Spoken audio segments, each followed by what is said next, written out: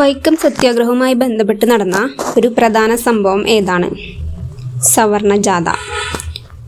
10+2+3 എന്ന വിദ്യാഭ്യാസ രീതി കൊണ്ടുവന്നത്? Option A doctor DS Kothari commission. Modiji Champaran സത്യാഗ്രഹം നടത്തിയ വർഷം 1917. പ്രാതിനിധ്യമില്ലാതെ നികുതിയില്ല എന്ന മുദ്രാവാക്യത്തിന് രൂപം നൽകിയതാര്? James Otis. കറുപ്പ് വ്യാപാരവും തുറന്ന വാതിൽ നയവും ഏത് വിപ്ലവവുമായി ബന്ധപ്പെട്ടിരിക്കുന്നു? ചൈനീസ് വിപ്ലവം.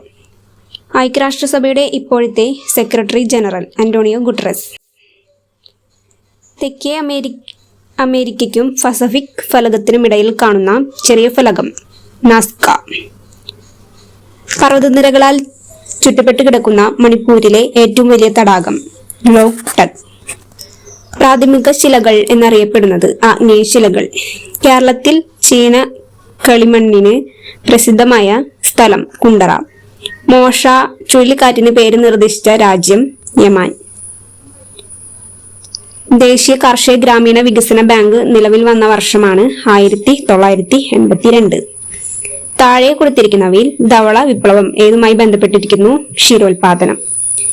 ഇന്ത്യയിൽ ആദ്യത്തെ ബാങ്ക് ദേശസാൽക്കരണം നടന്നത് ഏത് പഞ്ചവത്സര പദ്ധതിയുടെ കാലത്താണ്? 4ാം പഞ്ചവത്സര പദ്ധതി.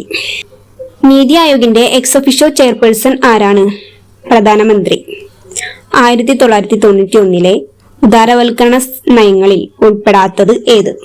ഓപ്ഷൻ എ ഇറക്കുമതിയിലും കയറ്റുമതിയിലും അളവുപരമായ നിയന്ത്രണങ്ങൾ ഇല്ലാതാക്കുക. ഓപ്ഷൻ ബി വ്യാവസായിക മേഖലകളിൽ നിയന്ത്രണങ്ങൾ നീക്കുക. ഓപ്ഷൻ സി പൊതുമേഖലാ സ്ഥാപനങ്ങളുടെ ഓഹരികൾ ഭാഗികമായി സ്വകാര്യ മേഖലയ്ക്ക് വിൽക്കുക. ഓപ്ഷൻ ഡി വിദേശ കറൻസിയുമായി താരതമ്യം ചെയ്ത് ഇന്ത്യൻ കറൻസിയുടെ മൂല്യം കുറയ്ക്കുക. ഇതിൽ ഓപ്ഷൻ സി ആണ് ആൻസർ ആയിട്ട് വരുന്നത്. പൊതുമേഖലാ സ്ഥാപനങ്ങളുടെ ഓഹരികൾ ഭാഗികമായി സ്വകാര്യ മേഖലയ്ക്ക് വിൽക്കുക. റിസർവ് ബാങ്ക് ഓഫ് ഇന്ത്യയുടെ 26ാമത് ഗവർണറായി നിയമിതനായത് ആരാണ്? സഞ്ജയ് മൽഹോത്ര.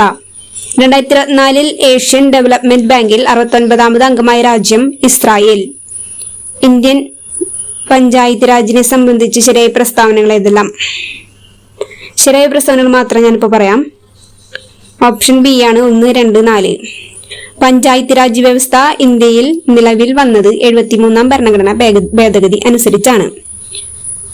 പഞ്ചായത്ത് രാജിനെ കുറിച്ച് പ്രതിപാദിക്കുന്ന ഭരണഘടന ആർട്ടിക്കിൾ 40 ആണ് പാർട്ട് 4. ഇന്ത്യയിൽ പഞ്ചായത്ത് രാജിന്റെ പിതാവ് എന്നറിയപ്പെടുന്നത് ബൽവന്ത് റായ് മേത്ത ആണ്. ഇന്ത്യൻ ഭരണഘടനയുടെ സുവർണ ത്രികോണം എന്നറിയപ്പെടുന്ന 3 ആർട്ടിക്കിൾ. ഓപ്ഷൻ എ ആണ് ആർട്ടിക്കിൾ 14, 19, 21. താഴെ തന്നിരിക്കുന്നവയിൽ ഗവൺമെന്റിന്റെ ശിഷ്ടാധികാരത്തിൽ പെടുത്താവുന്നത് ഏതാണ്? സൈബർ നിയമങ്ങൾ. ഇന്ത്യയുടെ ഭരണഘടനാ നിർമ്മാണ സമിതിയിൽ ഉണ്ടായിരുന്ന ഏക ദളിത് വനിത ആരാണ്? ദാക്ഷായണി വേലായുധൻ. Option B. ഇന്ത്യയിൽ ഒരു വ്യക്തിക്ക് പൗരത്വം നഷ്ടമാകുന്ന 3 രീതികൾ ഏതെല്ലാമാണ്? പരിത്യാഗം, പൗരത്വപഹാരം, നിർത്തലാക്കം.